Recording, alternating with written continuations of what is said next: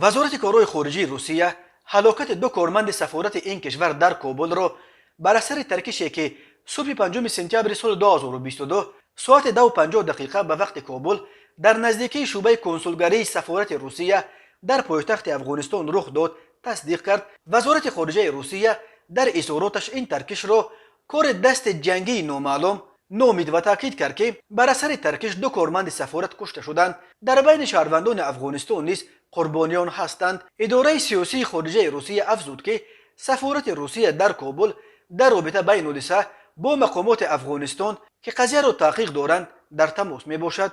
سخنگوی پرزیدنت روسیه دیمیتری پسکوف حمله نزد سفارت روسیه در کابل را حمله تروریستی نامید. وزیر خارجه روسیه سرگئی لاوروف اظهار امید کرد که تشکیل کنندگان و اجرا کنندگان این حمله تروریستی در کوتاه‌ترین مدت به جزای سزاوار رسانیده خواهند شد.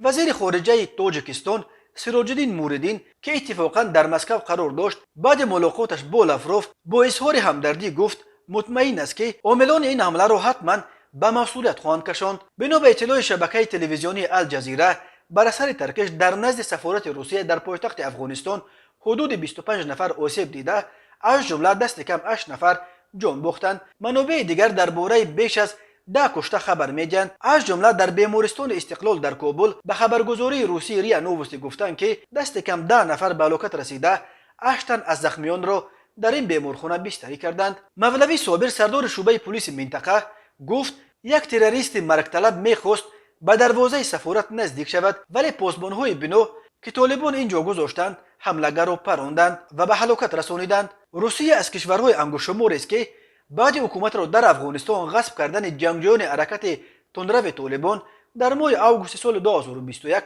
سفارت خود را در کابل حفظ کرد. هرچند مسکو حکومت طالبان را به رسمیت نشناخته است ولی با نمایندگان طالبان با صورت فعالانه تماس برقرار کرده است و با آنها پیرامون صادرات بنزین و محصولات دیگر روسیه مذاکرات پیش میبرد.